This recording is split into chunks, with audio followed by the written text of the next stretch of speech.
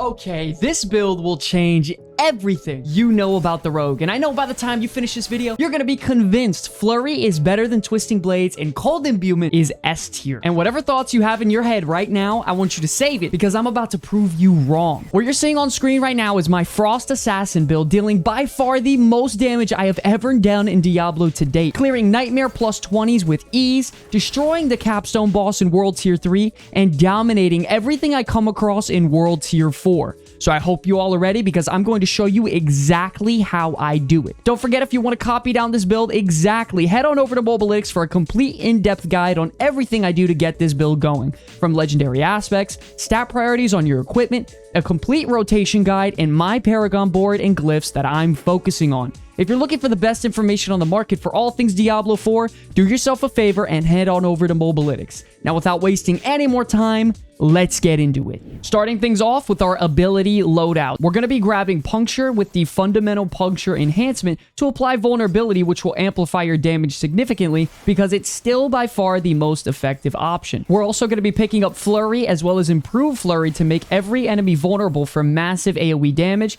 and the passive self-healing from Flurry makes us super tanky. We're also going to be taking Shadow Step with the Disciplined Shadow Step enhancement for the cooldown reduction and the Unstoppable to get us out of sticky situations. And as a wild card, we're picking up Smoke Grenade for the super long daze duration on groups of enemies to set up our massive AoE combos. We're going to be taking the Subverting Smoke Grenade enhancement to make the duration even longer as well. And now for the major core of our build, we are grabbing the Cold Imbuement with the Mixed Cold Imbuement enhancement to deal incredible burst damage to crowd-controlled enemies, and if they're frozen, we deal double that damage. And to give us a nice 1-2 combo punch, we're going to be picking up Shadow Imbuement with the Mixed Shadow Imbuement enhancement for the 12% damage on our attacks that aren't physical. Combining these attacks in a short window, specifically against crowd-controlled enemies, does the most burst I have ever seen on a rogue to date. And for our capstone talent, we're going to pick up Momentum for the damage reduction, movement speed, and energy regeneration. Since this capstone activates when we hit dazed or frozen enemies, we're permanently going to have this activated at the maximum stacks available.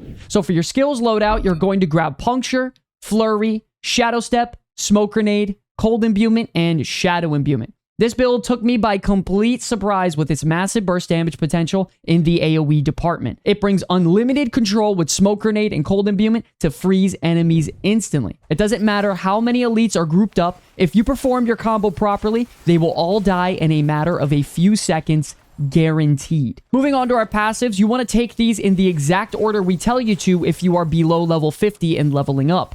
We're going to be grabbing Sturdy as well as Siphoning Strikes to make us incredibly tanky when paired with our Flurry in melee range. After that, we're going to put 2 points into Consuming Shadows for the energy regeneration, and make sure to not put 3 because it's a waste of a point and you will overcap on energy if you do so. Next up, we're going to pick up Frigid Finesse for the big Cold Imbuement damage, Alchemist Fortune, as well as Second Wind for the lucky hit chance as well. Then for the passive talents you'll pick up later, it's going to be Stutter Step for the movement speed, Reactive Defense for the survivability if you get CC'd, and Precision Imbuement for the big critical strike chance boost to your imbuement attacks. Now moving on to the legendary aspects, it's very important to know that this build does require a couple of aspects to actually perform incredibly well. First up, you have the aspect of Encircling Blades for your AoE Flurry that comes from Fractured Peaks, the Icy Alchemist aspect for the explosive Shadow Imbuement and Cold Imbuement combos, aspect of Unstable Imbuement to affect nearby enemies instantly with both of your imbuments when you activate them, as well as the Frostbitten aspect to make your Smoke Grenade have a chance to freeze enemies instantly if they are chilled.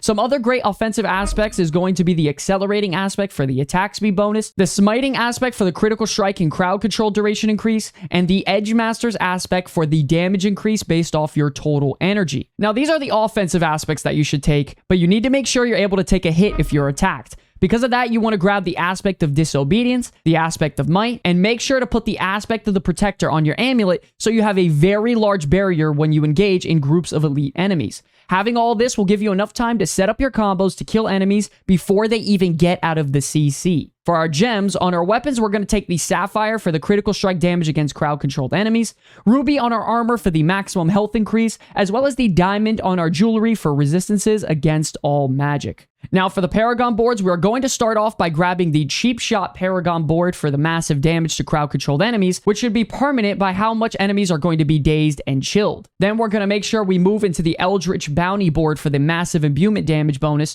to our character. And lastly, once we actually get there, we're going to move into the Exploit Weakness board for the boost to flurry damage, as well as elites and bosses.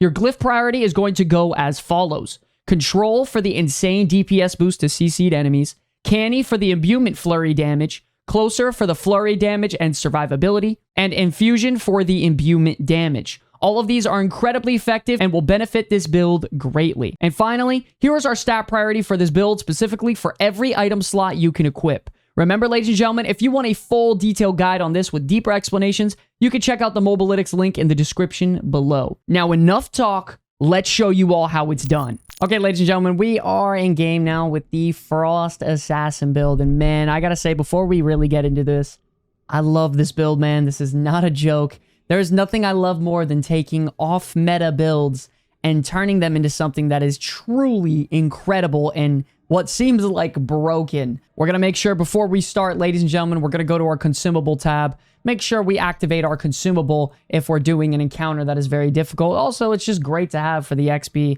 to level up a little bit faster. Before the engagement, we're going to make sure we activate our cold imbuement, so when we do engage, we'll have another one ready to go, locked and loaded. We're going to make sure that when we actually engage, when it's on elite enemies, we're going to toss out our smoke grenade at range like this. You can toss it, and it has a very far range, so you could toss it at range, engage with Shadow Step, and start going on your normal rotation, which is going to be Flurry with your cold imbuement as well as Shadow imbuement. And then by that point, everything dies in a matter of seconds, as you probably saw from the clips earlier. This is on World Tier 4. We just reached World Tier 4. We are level 62. So here we go. We're going to find our target here, prioritize the elites and stunning them as much as we can. Getting a little bit of lag here as well, but it's okay. And okay, yeah, just like that. Everyone seems to be dead. By the way, it's also very important to note that this class build is very, very strong with their abilities ready, but when your abilities aren't ready, you are rather weak. It's very, very important to note that you want to fight on your terms when you have your abilities ready. Get in there, deal your damage, get the heck out. Okay, we're going to continue with this dungeon, activate our cold imbuement before the engagement actually even starts. We're going to look for an enemy here to engage on that is an elite to use our cooldowns on. Going to activate all of our imbuments at one time, freeze everyone at once, cold imbuement, shadow imbuement. And like I said, ladies and gentlemen, everything seems to just die when we use our abilities. And honestly, it's really just a matter of rinse and repeating this process. It doesn't really matter how many enemies are in the engagement. As long as you throw your smoke grenade first and hit all of them, Shadow Step in and just deal your damage, everyone will die. I don't care who they are.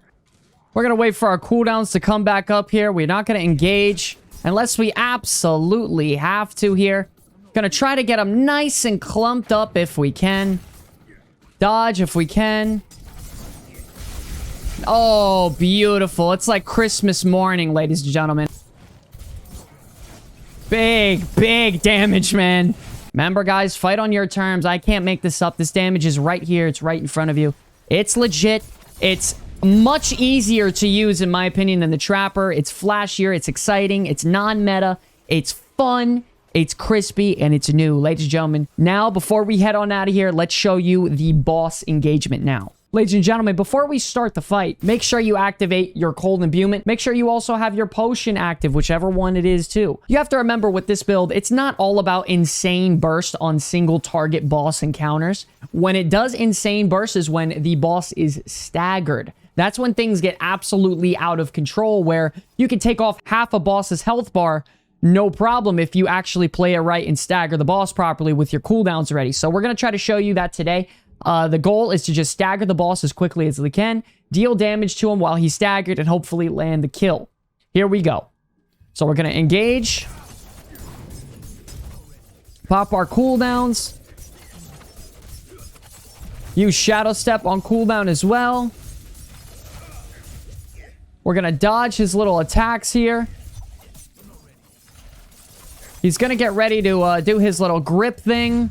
And we get hit by it, though. But we can unstoppable it with our Shadow Step. Here's our big damage window. Not too bad. Do the same thing here. Big damage. And just keep up the pressure non-stop. And honestly, we're almost going to have another stagger window kind of soon.